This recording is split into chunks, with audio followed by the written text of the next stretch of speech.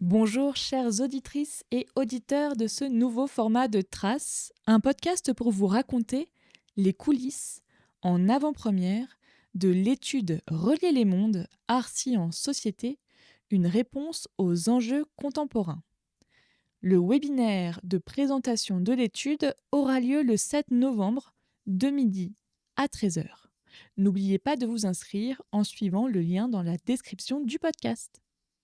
Aujourd'hui, j'ai le plaisir d'accueillir Jeanne-Martine Robert, anthropologue, ergonome et auteure de l'étude Relier les mondes, commanditée par Trace. Bonjour Jeanne-Martine. Bonjour Émilie. Peux-tu d'abord nous raconter la genèse de cette étude ?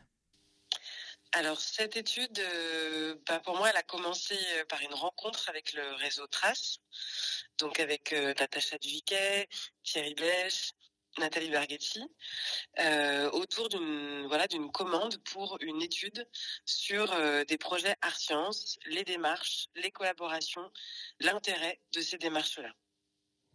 Donc c'est comme ça que ça a commencé l'année dernière.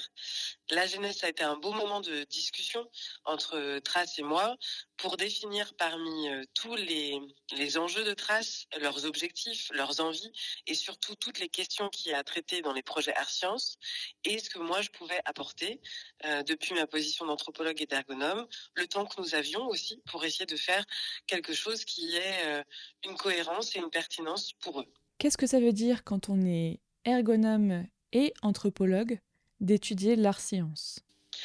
Alors, je le regarde depuis, je dirais, un point de vue qui est complémentaire. D'abord, en tant qu'ergonome, je le regarde comme une situation de travail, avec des enjeux de travail, des enjeux de cohérence, des enjeux de santé, des enjeux de pertinence, des enjeux d'organisation du travail, de moyens, de ressources et d'expérience.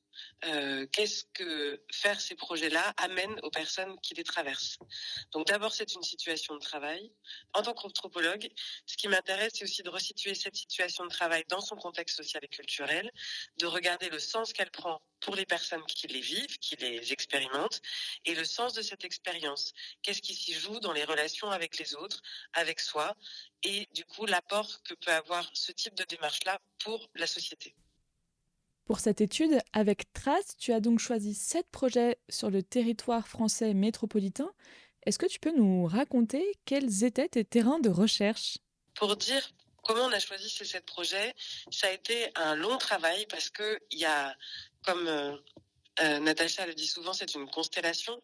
Donc du coup, il y a une pluralité de projets art sciences et l'objectif n'a pas été de trouver une forme de représentativité, c'est-à-dire de se dire c'est bon, on a une cartographie de tout ce qui se fait parce que 7 projets c'est petit par rapport à toute la diversité des démarches aujourd'hui.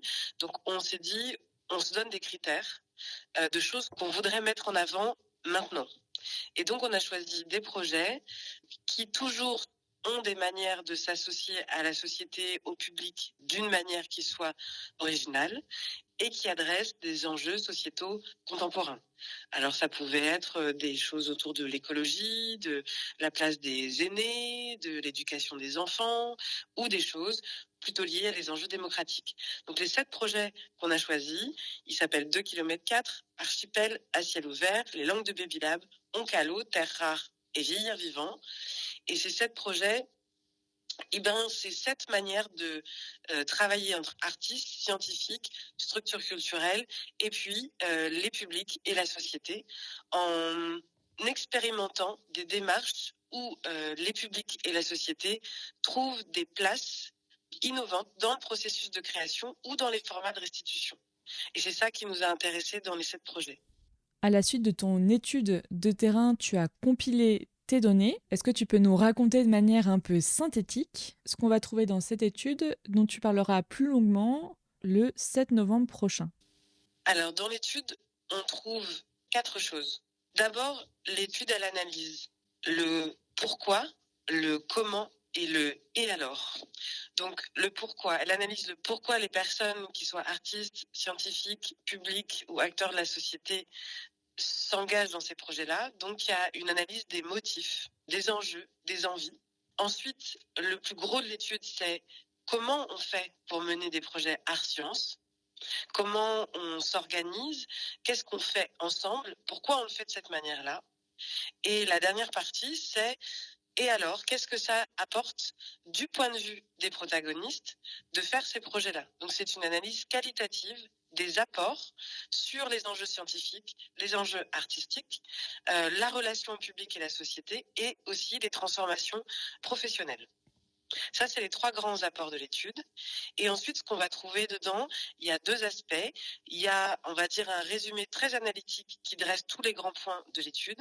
Et ensuite, on va trouver la présence d'un grand nombre de verbatims, un peu sous forme de facilitation graphique, où on va retrouver la parole des protagonistes qui ont été interviewés, qui racontent leur point de vue sur leur expérience.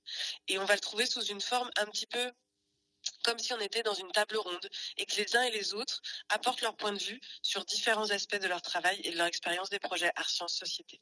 Merci infiniment, Jeanne-Martine Robert, de m'avoir accordé du temps pour cette interview. Avec plaisir. Merci, Émilie. Vous souhaitez assister au webinaire de présentation de l'étude Relier les mondes, Art, Sciences, Société, une réponse aux enjeux contemporains qui aura lieu le 7 novembre de midi à 13h? L'inscription est indispensable.